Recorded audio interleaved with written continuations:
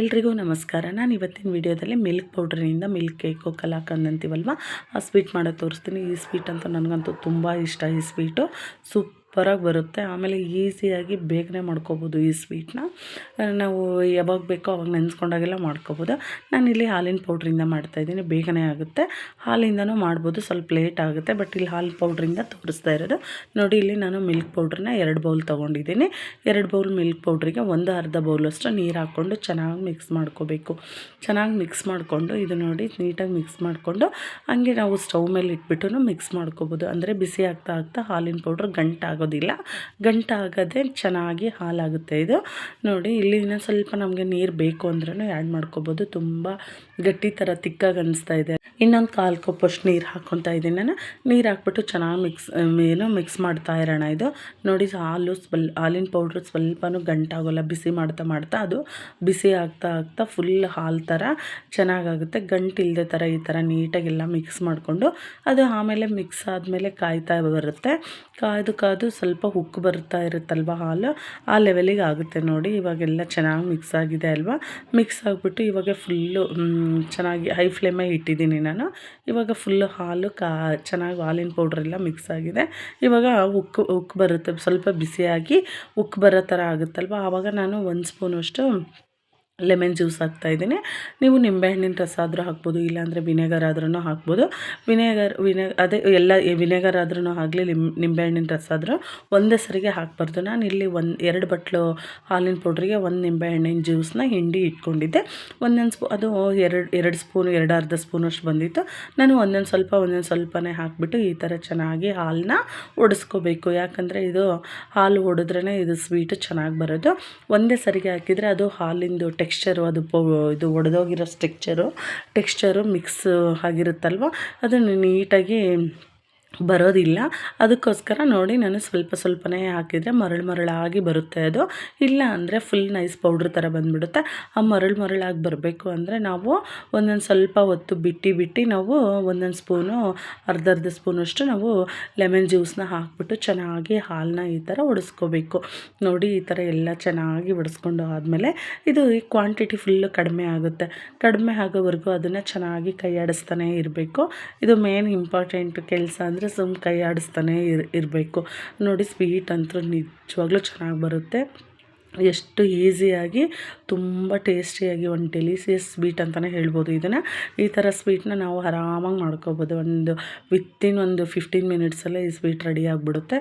ನೋಡಿ, ಇದೆಲ್ಲ ಕುದೀತಾ ಕ್ವಾಂಟಿಟಿನೂ ಕಡಿಮೆ ಆಯಿತು. ಆಮೇಲೆ ಅದು ಹಾಲಿನ ಪೌಡ್ರದ್ದು ನೋಡಿ, ಇದೇನು ನಾವು ಲೆಮನ್ ಹಾಕ್ಬಿಟ್ಟು ಮಾಡ್ಕೊಂಡ್ವಿ ಅಲ್ವ, ಲೆಮನ್ ಜ್ಯೂಸ್ ಹಾಕ್ಬಿಟ್ಟು ಎಲ್ಲ ಚೆನ್ನಾಗಿ ಹಾಲನ್ನ ನೀಟಾಗಿ ಒಡಿಸ್ಕೊಂಡಿದ್ವಿ ಅಲ್ವ, ಅದು ಎಲ್ಲದನ್ನು ನೀರಿನ ಅಂಶ ಹೋಗ್ಬಿಟ್ಟು ಇವಾಗ ಚೆನ್ನಾಗಿ ನೀರಿನ ಅಂಶ ಎಲ್ಲ ಹೋಗ್ಬಿಟ್ಟು ಚೆನ್ನಾಗಿ ಮರಳಾಗಿದೆ ಅಲ್ವ. ಈ ಟೈಮಲ್ಲಿ ನಾವು 2 ಕಪ್ಪು, ನಾನು 2 ಬಟ್ಲು ಹಾಲಿನ ಪೌಡ್ರಿಗೆ ಅರ್ಧ ಬಟ್ಲು ಮಾತ್ರ ನಾನು ಸಕ್ಕರೆ ತೊಗೊಂಡಿದ್ದೀನಿ. ಸಕ್ಕರೆ ಹಾಕ್ಬಿಟ್ಟು ಚೆನ್ನಾಗಿ ಮಿಕ್ಸ್ ಮಾಡೋಣ. ಅದೆಲ್ಲ ಚೆನ್ನಾಗಿ ಕುದಿಯೋಷ್ಟೊತ್ತಿಗೆ ನಾನು ಒಂದು ಬಾಕ್ಸಿಗೆ ತುಪ್ಪ ಹಚ್ಬಿಟ್ಟು ರೆಡಿ ಮಾಡಿ ಇಟ್ಕೊಂಡಿದ್ದೀನಿ. ಇಲ್ಲಿ ಸ್ವೀಟು ತುಂಬ ಜಾಸ್ತಿ ಆಗಿಬಿಡುತ್ತೆ. ಕರೆಕ್ಟ್ ನಾನು ತೋರಿಸ್ತಿರೋ ಮೆಜರ್ಮೆಂಟು 2 ಬಟ್ಲಿಗೆ ಹಾಲಿನ ಪೌಡ್ರಿಗೆ ಅರ್ಧ ಬಟ್ಲು ಕರೆಕ್ಟಾಗಿ ಆಗುತ್ತೆ. ಹಾಲಿನ ಪೌಡ್ರೂ ತುಂಬ ಸ್ವೀಟ್ ಹಿಡಿಯಲ್ಲ. ಅರ್ಧ ಬಟ್ಲು ಸಕ್ಕರೆ ಕರೆಕ್ಟ್ ಆಗುತ್ತೆ ಸ್ವೀಟು. ನೋಡಿ, ಇವಾಗೆಲ್ಲ ಚೆನ್ನಾಗಿ ಈ ಥರ ಕುದೀತಾ ಇರಲಿ. ಅದು ಕಲರ್ ಕೂಡ ಚೇಂಜ್ ಆಗ್ತಾ ಇರುತ್ತೆ. ನಮ್ಗೆ ಗೊತ್ತಾಗುತ್ತೆ ಕಲರು. ನೋಡಿ, ಸ್ಟಾರ್ಟಿಂಗಲ್ಲಿ ವೈಟ್ ಕಲರ್ ಇತ್ತು, ಸಕ್ಕರೆ ಹಾಕಿದ್ಮೇಲೆ ಕುದೀತಾ ಕಲರು ಸ್ವಲ್ಪ ಕ್ರೀಮ್ ಕಲರ್ ಒಂದು ಕಲರಿಗೆ ಬರ್ತಾಯಿದೆ. ಆಮೇಲೆ ಗಟ್ಟಿನೂ ಆಗ್ತಾಯಿದೆ. ಹೀಗೆಲ್ಲ ಇದು ಫುಲ್ಲು ಹೊಂದ್ಕೆ ಅನ್ನಂಗೆ ಆಗಬೇಕು, ಪಾತ್ರೆ ಬಿಡೋಂಗೆ. ನೋಡಿ, ಇವಾಗ ನಾನು ಇಲ್ಲಿ ಬಾಣಲೆಯಲ್ಲಿ ತೋರಿಸ್ತಾ ಇದ್ದೀನಿ. ಅದೆಲ್ಲ ಒಂದೇ ಸೈಡ್ ಅನ್ನಂಗೆ ಬರ್ತಾಯಿದೆ. ನಾವು ಟರ್ನ್ ಮಾಡಿದರೆ ಈ ಥರ ಆದರೆ ಇದು ಪರ್ಫೆಕ್ಟಾಗಿ ಬಂದಿದೆ ಅಂತ. ಕಲರ್ ಕೂಡ ಚೇಂಜ್ ಆಗಿದೆ. ಇಷ್ಟೇ, ಇದು ಆಯಿತು. ಇವಾಗ ಇನ್ನು ಸ್ಟವ್ ಕೂಡ ಆಫ್ ಮಾಡ್ಕೊಂಬಿಟ್ಟು ನಾವೇನದು ಬಟ್ಲಿಗೆ ಒಂದು ಬಾಕ್ಸಿಗೆ ನಾನು ತುಪ್ಪ ಹಚ್ಚಿದ್ನಲ್ವ, ಅದಕ್ಕೆಲ್ವ ಇದನ್ನು ಟ್ರಾನ್ಸ್ಫರ್ ಮಾಡಿಬಿಡೋಣ. ನೋಡಿ, ಎಲ್ಲ ಚೆನ್ನಾಗಿ ಈ ಥರ ಎಲ್ಲ ಹಾಕಿಬಿಟ್ಟು ಒಂದು ಸೌಟಿಗೆ ನಾನು ಸ್ವಲ್ಪ ತುಪ್ಪ ಹಚ್ಕೊಂಡ್ಬಿಟ್ಟು ನೀಟಾಗಿ ಈ ಥರ ಸ್ಪ್ರೆಡ್ ಮಾಡ್ತಾ ಇದ್ದೀನಿ. ಆ ಬಾಕ್ಸಿಗೆ ನಾವು ತುಪ್ಪ ಹಚ್ಚಿದ್ವಿ ಅಲ್ವ, ಅದಕ್ಕೆಲ್ಲ ನೀಟಾಗಿ ಈ ಥರ ಸ್ಪ್ರೆಡ್ ಮಾಡಿಬಿಟ್ಟು ಕ್ಲೀನಾಗಿ ನೋಡಿ ನೀಟಾಗೆಲ್ಲ ಈ ಥರ ಸ್ಪ್ರೆಡ್ ಮಾಡಿ ಇದನ್ನು ನಾವು ತಟ್ಟೆ ಮುಚ್ಚಿ ಇದನ್ನು ಸ್ವಲ್ಪ ಟೈಟಾಗಿ ಇಡಬೇಕು, ಗಾಳಿ ಆಡ್ದಂಗೆ. ಸ್ವಲ್ಪ ಒಂದು 2 ಅವರ್ಸ್ 3 ಅವರ್ಸ್ ಬಿಟ್ಬಿಡೋಣ. ಇದನ್ನು ನೀಟಾಗಿ ಈ ಥರ ಬಟ್ಟೆ ಮುಚ್ಚಿಬಿಟ್ಟು ಮೇಲ್ಗಡೆ ಇದು ಒಂದೇನಾದರೂ ವೆಯ್ಟ್ ಇರೋಂಗೆ ಇಟ್ಟು ಒಂದು 3 ಅವರ್ಸ್ ನಾನು ಬಿಟ್ಟಿದ್ದೀನಿ. 3 ಅವರ್ಸ್ ಆದಮೇಲೆ ನೋಡಿ ತೆಗಿತಾ ಇದ್ದೀನಿ. ಇದು ಎಲ್ಲ ಫುಲ್ಲು ಸೆಟ್ ಆಗಿದೆ, ಪರ್ಫೆಕ್ಟಾಗಿ ಬಂದಿದೆ. ಫುಲ್ಲೆಲ್ಲ ಗಟ್ಟಿಯಾಗಿ ನೀಟಾಗಿ ಅದು ಸೆಟ್ ಆಗಿದೆ. ಇವಾಗ ನಾವು ಒಂದು ತಟ್ಟೆಗೆ ಅದನ್ನು ಹಾಕ್ಕೊಳ್ಳೋಣ. ನೋಡಿ ಈ ಥರ ಹಿಂಗೆ ಉಲ್ಟಾ ಹಾಕಿಬಿಟ್ಟು ಮೇಲ್ಗಡೆ ಹಿಂಗೊಂದು ಸ್ವಲ್ಪ ಏನಾದ್ರೂ ಪ್ರೆಸ್ ಮಾಡ್ತಾಯಿದ್ರೆ ಅದು ನೀಟಾಗಿ ಬರುತ್ತೆ. ಬಂದಾದಮೇಲೆ ನಿಮಗೆ ಯಾವ ಶೇಪು ಇಷ್ಟ ಆಗುತ್ತೋ ಆ ಶೇಪಲ್ಲಿ ಇದನ್ನು ಕಟ್ ಮಾಡಿಕೊಂಡ್ರೆ ನೋಡಿ ರುಚಿಯಾದ ಒಂದು ಮಿಲ್ಕ್ ಕೇಕ್ ಕಲಾಕಂದ್ ರೆಡಿ ಆಯಿತು. ಸಕ್ಕತ್ತಾಗಿರುತ್ತೆ ಟೇಸ್ಟು. ನಿಜವಾಗ್ಲೂ ಈ ಹಾಲಿನ ಪೌಡ್ರ್ ಅಂಗನವಾಡಿಯಲ್ಲೆಲ್ಲ ಹಾಲಿನ ಪೌಡ್ರ್ ಸಿಗುತ್ತಲ್ವ, ಸಿಕ್ಕರೆ ನೀವು ಈಸಿಯಾಗಿ ಈ ಸ್ವೀಟ್ನ ಆರಾಮಾಗಿ ಮಾಡ್ಕೋಬೋದು. ತುಂಬ ಅಂದರೆ ತುಂಬ ಟೇಸ್ಟಾಗಿರುತ್ತೆ. ಮೇಲ್ಗಡೆ ನೋಡಿ ಈ ಥರ ಕಟ್ ಮಾಡಿ ಆದಮೇಲೆ ನಾನು ಗಾರ್ನಿಷಿಗೆ ಡ್ರೈ ಫ್ರೂಟ್ಸ್ನ ನಾನು ಮಾಡ್ಕೋತಾ ಇದ್ದೀನಿ. ನೀವು ಬೇಕು ಅಂದರೆ ಮಾಡ್ಕೊಳ್ಳಿ, ಇದು ಬೇಡ ಅಂದ್ರೂ ಹಂಗೇನೂ ಚೆನ್ನಾಗಿರುತ್ತೆ. ನಿಮಗೂ ಈ ವಿಡಿಯೋ ಏನಾದರೂ ಇಷ್ಟ ಆಗಿದರೆ ಪ್ಲೀಸ್ ನೀವು ಒಂದ್ಸರಿ ಟ್ರೈ ಮಾಡಿ ನೋಡಿ.